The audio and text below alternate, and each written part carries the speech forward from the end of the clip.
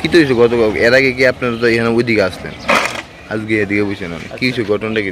ঘটনা হয়েছে গিয়া এখানে ছাতি নিয়ে দোকানদারি করা যাবে, তারপরে এখানে বাঁশের চাল দেওয়া ছিল, বাঁশের খুঁটি দেওয়া ছিল।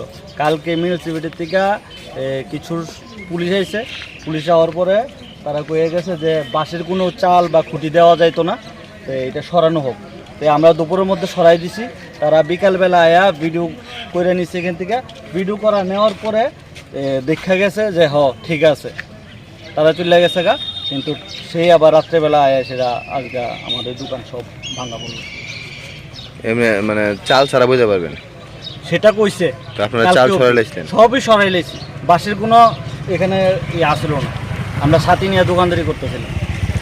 তারপরও পৌর নিগম তাই হ্যাঁ ভাঙছে সব নিচে। কি এর দোকান আসতো? কি আমার ফলের দোকান আছিল, তাইনের সবজির দোকান, তাইনের মাংসর দোকান, তাইনের এই যে পূজার জিনিস বিক্রি করে দশকর্মা, বিভিন্ন রকম মানুষের বিভিন্ন রকম দোকান আছে, সব ভেঙে নিচ্ছে।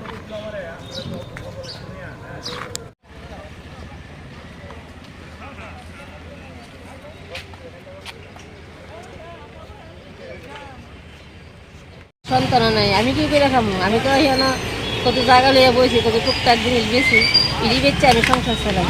আজকে এমন করছে আমরা রাস্তা হেরা না দিয়ে দেখায় না দেখায় তাহলে আমরা কোনো পদ্ধতি না নিয়ে আসে হেরা এমন করণটা ঠিক আছে নেই। তখন আমরা কী করে খাবো? আমার তো পিছিয়ে কেউই নাই, আমার কেনা চালাইব হনে, আমি কী করে খাবো হনে? আমি যেটা ফেরের দেওয়ার লেগে আমি হনে আসলাম, হেরা এই করলো। সেটা তো আমরা সুখ সুবিধা বুঝ করে সেটা দিয়ে আসে, তো আমরা হেরা এটা বাঙানো উচিত আছে।